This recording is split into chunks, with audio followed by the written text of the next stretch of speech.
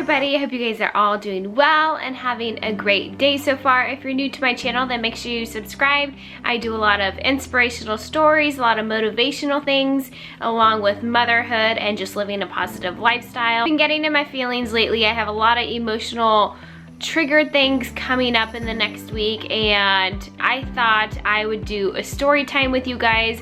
There's no better way than to handle your emotional things than to talk about some things. This is a story time that I've really hardly told anybody in depth.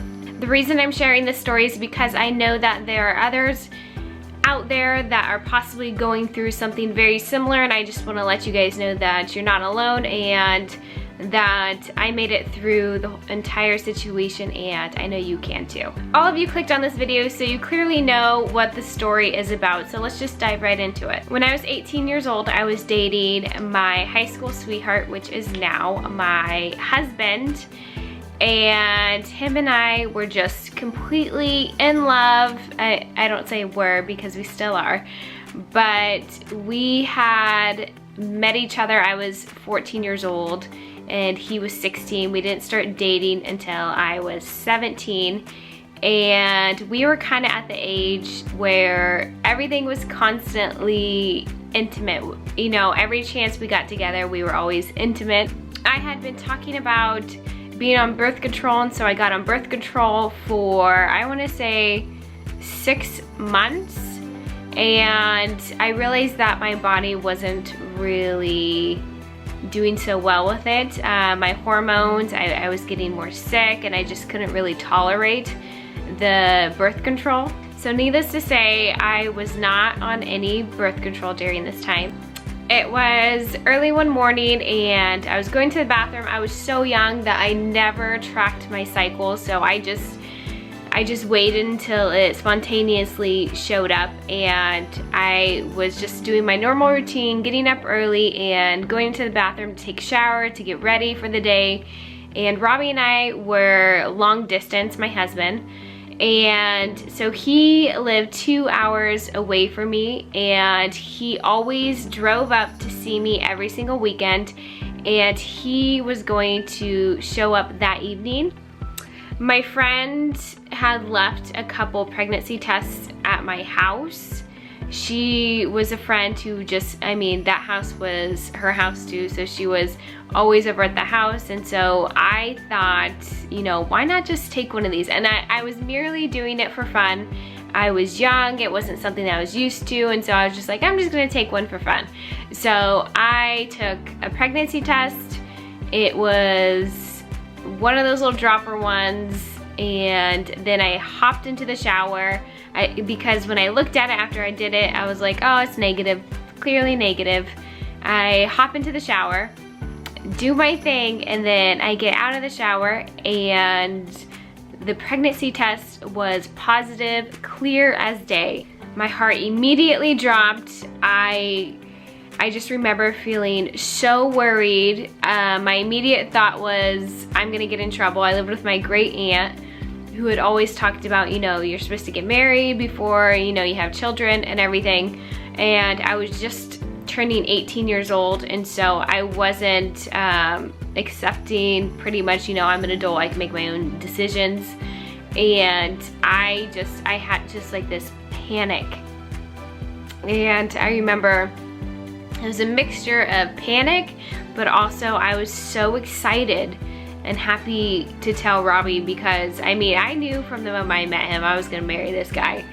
But I mean, we were both so young. I knew I did not want to tell my aunt, which was basically my mom. She took me out from a foster home. If you guys don't know my story and everything, she took me out of a foster home and raised me from 7 years old. And I knew I did not want to tell her, not from fear of disappointment, but just because as I got into my teenage years, it was very difficult to talk to her. I had some other situations going on in my life, and I needed help with those, and previously I had gone to her and she just kind of blew them off and didn't really believe me that things were happening to the extent that they were happening in my life.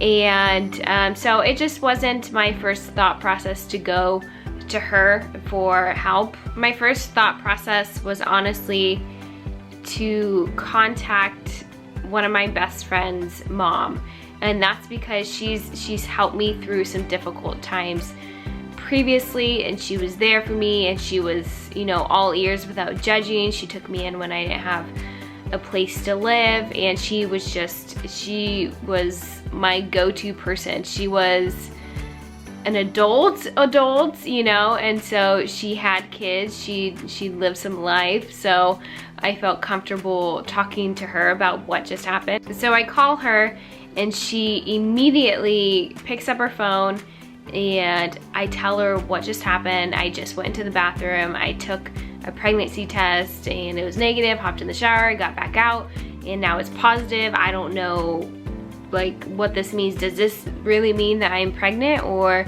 is it a faulty test or something like that? Without hesitation, she drops what she's doing and she comes over and picks me up. And we head to the dollar store, and that's where I pick up at least five or six pregnancy tests, and then we head back home. We get to the house, and I take the test, and she's there, and I take another test and another test, and they're all clear as day positive. I waited the 3 full minutes, and each one were very much saying that I was pregnant. She can sense that I'm panicking, but the thing was that my friend's mom decided to panic as well, which is totally understandable. She had a daughter my age, and so I can understand just like her thought process, and of course I was just an extra daughter to her, and so she was just like, well, you know, what are you gonna do? What's Robbie gonna say? Are you gonna tell him, you know, these are your choices? I told her, yes, I'm gonna tell Robbie. He's actually on his way up here now. He worked in the city at a restaurant. He was a chef at a place called Breakfast at Tiffany's, and he was on his way to come see me, and I would tell him then, and then him and I would discuss, you know, pretty much what, you know, where to go from here. I gave her a hug, said thank you, and, you know, I'd let you know what happens later on. And I just remember, even though that I was so worried, and I know I was strictly worried because of my age, and even though I was feeling that, I just remember just also feeling so blissful. Just this feeling of just, I don't know, being content as well. And I feel like it was because I was with somebody that I truly loved, based off of intuition, just because I was so young. My intuition has always been fairly correct. Not even fairly, I should say greatly correct. And so I was very comfortable telling Robbie about me being pregnant because I felt his love that he had for me. So Robbie shows up at my house, we eat dinner, we do things normal as possible, and I don't say anything. And then we are in my bedroom, and he's sitting on the bed, and I just remember I didn't come out and say it, and I was creative in a sense of, you know, I made him guess. I said something along the lines of, I have something important to tell you, I found out something, but you have to guess what it is. Sorry, my phone started ringing, but anyways, we're in my bedroom, and I ask Robbie to guess what I have to tell him, pretty much. And that's just because I was a little nervous to tell him, and he starts guessing wild things like, you're taking me to my favorite restaurant, or things like that. And then he finally says, you have a bun in your oven. And I stop, because with the other questions I said, nope, nope. And then when he got to that one, I was like, mm-hmm. And he was like, yeah, right. And I was like, what? And he was like, are you serious? And he kind of like starts laughing nervously. And he says, are you serious? You have a bun in the oven? He's like, you're pregnant? And I said, yes, yes, I am pregnant. And I told him the story and that I just found out that morning, and his response was that he just seemed so excited. I mean, he was only 2 years older than me, but he just seemed like he was still happy. And with him being happy, I definitely found comfort in that. And then he hugged me, he said he loved me, and that he wasn't worried at all, because if he wanted anybody to get pregnant and have a baby with, that he wanted it to be me. And so he didn't feel any sense of worry whatsoever. I asked him, I was like, you're not worried at all? I mean, we are still young and we're not ready, this wasn't planned. And he just said, no, you know, I work full time, I'm comfortable, I have some money saved, you know, we still have 9 months to plan. He said, I love you, you love me, there's truly nothing to worry about. We have 9 months, we can fix all the stuff that I'm worried about, you know, get a place together and this and that. And so I just was just even more blissful hearing him just reassure me that, you know, this is an okay thing to do. So I said, I mean, all right, you know, I do love you, and the next step is to tell my aunt. You know, this is the next step that we're gonna have to take if we are serious together, we wanna have this baby together. And that was my next plan of action, was figuring out a way to tell her. So it was the following day, or maybe 2 days later, and Robbie had left. He had gone back to work, which was another 3.5 hours away. And it was now time for me to tell my aunt. And so I kind of joked about it, and you know, laughter has always been my way of getting through awkward and intense situations. And so I kind of went and I sat next to her. She was in the living room watching TV, and I said, hey, would you be mad if I was pregnant? And she looked at me and she's like, had wide eyes. She's like, why would I be mad at you? And I said, well, you wouldn't get mad or anything? You wouldn't be upset at me, you know, if I had a baby? She's like, she said, absolutely not. What's there to be mad about with a baby? There's nothing but blessings, you know, with a baby. And she said, or I responded with, well, don't you want me to get married before I have a baby? And don't you want me to, you know, go to school and do this and that before I have a baby? And she said, no, I mean, you can do those things and still have a baby. And she said, and I can help you with the baby. And she said, if you had a baby right now, I would take care of the baby and I would help you with the baby. I kind of just got up, and I didn't directly come out and say, yes, I'm pregnant, I'm having a baby, but I looked at her and I winked and I said, that's good to know. I'm happy to hear that. Very happy to hear that. And then I looked back at her and I was like, Robbie will be happy to hear that too. So everybody was pretty much on board, and we were ready to kind of just rock and roll and go through the steps of having this baby. And this was way before I was diagnosed with lupus, way before I knew I had such dramatic health problems.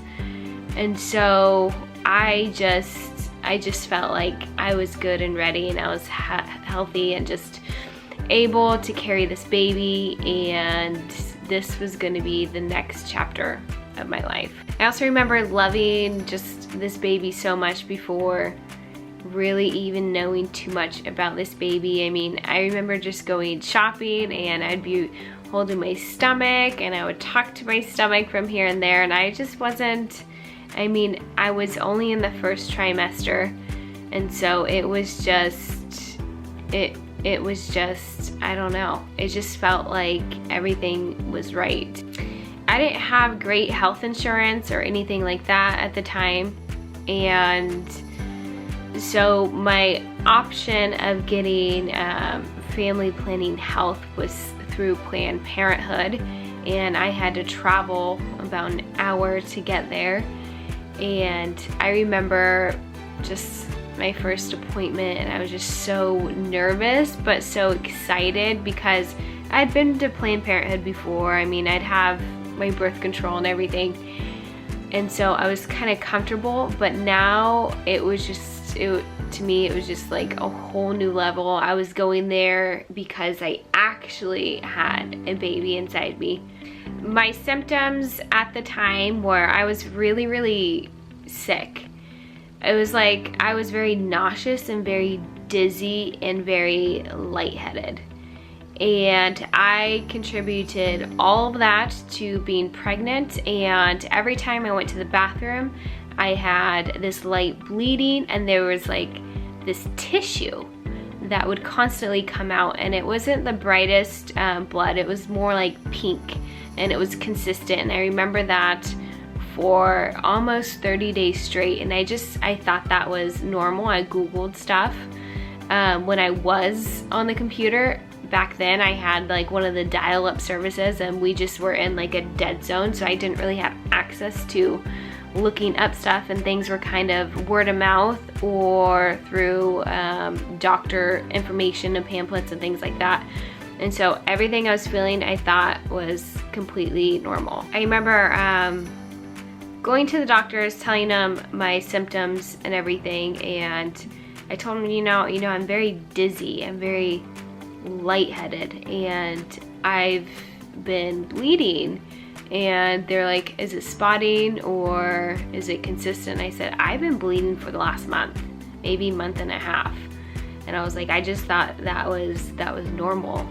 And I just remember feeling a little bit worried, questioning, you know, well maybe this isn't normal, you know, but I wasn't sure until they started feeling around on my stomach. And it was like one side of my stomach was harder than the other. And the lady was kind of quiet and said, well, we're gonna go ahead, we're gonna get you checked out, and whatever is going on, it's gonna be fine. We'll let you know the status and things like that after we get an ultrasound. They bring in the ultrasound technician, and they go ahead, they do an ultrasound, and then they do a pelvic exam, and they tell me that I have so much tissue coming out. And they end up finding out that unfortunately our baby did not survive, and that my body was having a very difficult time trying to expel the baby.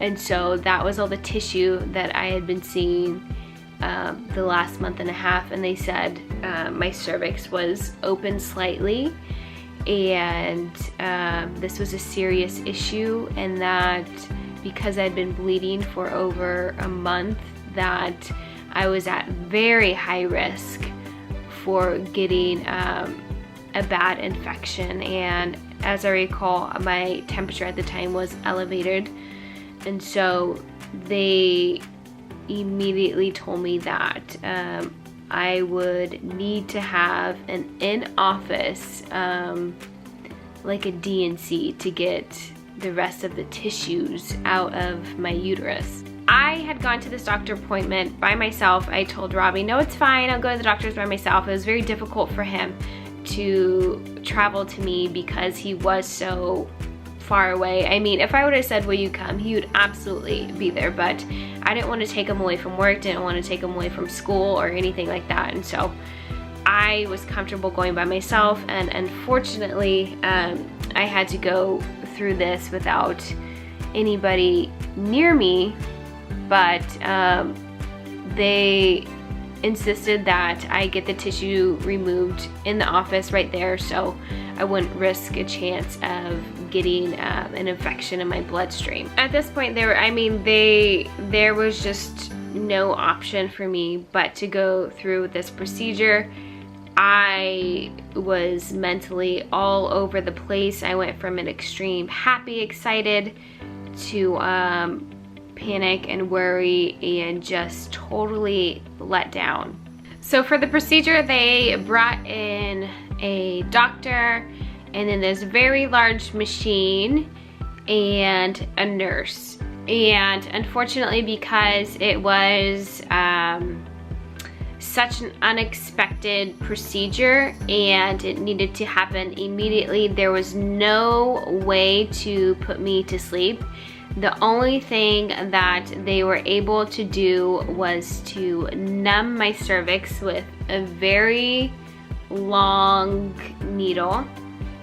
And let me tell you, the entire procedure is probably one of the most physically painful things that I've ever been through, alongside giving actual childbirth and losing a family member. And so I mean, I could sit here and I can think about how painful it all was, and I can just still feel that feeling. When they turn on the machine, it's a very, very loud noise, and they start doing what they need to do, and I just start screaming and I start crying, and the nurse comes over to me. I wish I knew her name and everything, but she was just the sweetest nurse, and she just held my hand while I just cried, and I could just tell, like, in her eyes that she felt so sorry that I had to be going through what I was going through. And it was just so traumatic having to be in a situation where you're losing your baby, and two, you have to be awake when somebody else takes your baby away from you. And so it was very, very hard on me mentally.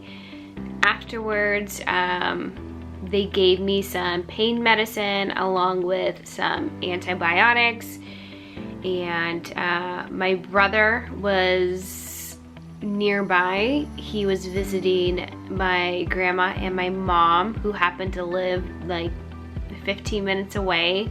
And so that's where he had picked me up and then brought me back to their house, and that's where I kind of recovered for a few days. I immediately told Robbie all of this stuff as it was happening. Him and I were texting. He was, you know, checking in, seeing how things were. I was updating him on just what exactly was going on the entire time, and I never saw how he felt face to face, and so I don't know his exact reaction when he found out that you know, we had lost our baby and everything. And so I just truly don't know how he felt in that moment, but I do know the toll it took on our relationship years to come. After that situation, you know, Robbie and I became very much more distant, and I think it was just because we were trying to escape the situation. You know, it's kind of like a mental shield or barrier, just to be angry and just to be mad at each other than to be happy with each other and then be remembered of such a happy moment when we did find out that I was pregnant. And so him and I had a lot of ups and downs the few years following that situation. And I know that it was that situation that triggered how we were towards each other. I mean, obviously there's a happy ending because we're here today. We just got married in February, so everything's great now, but there was an aftermath to the entire situation. It was very emotionally draining. It took a toll on me. I struggled with the thought of never becoming a mom and things like that, and I felt like I wasn't good enough because of this happening to me, and then a few years later to come, I found out I had lupus, and then I had some more fertility issues and women issues that I'll probably get into another video that I've never spoken about. But I share this story because it was something that was very difficult to get through. It was something that was real and that was going on in my life. And the reason I share it is because, as you guys all know, that life is completely different now.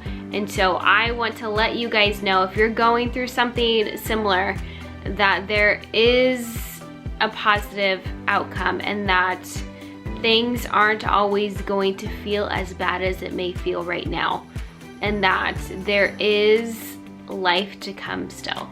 I share more about this life experience in the book I'm writing, and so I hope eventually when I finish that up, you guys can check that out and you guys can be a little bit more in tune to the situation and then pick up on everything that I've learned through this experience. But I really hope that this video, in a sense, can help you guys understand that you're not alone and that life gets better, and that in one way or another, if you're struggling to be a mom, it's gonna happen. I am very vulnerable and open on my channel about my life experiences and my past, and the reason I'm like this because I know a lot of people out there aren't like this, and I'm all about mental health and making it the best it can be. And so my goal is to help others get through hard times. If you found this video helpful,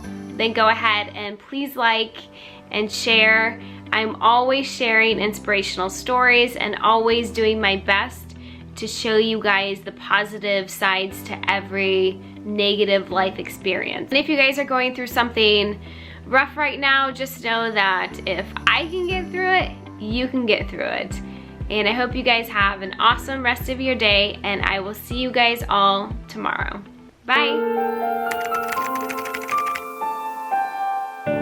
All my life was a fight. Tell me what's wrong when nothing's ever been right. I was abandoned, alone in the night. There was no darkness cause I'd never seen light. Put the past behind me. If I do fall, I'm gonna get up, defy these odds. I won't give up cause I'm too strong. I said I won't give up cause I'm too strong. Nah.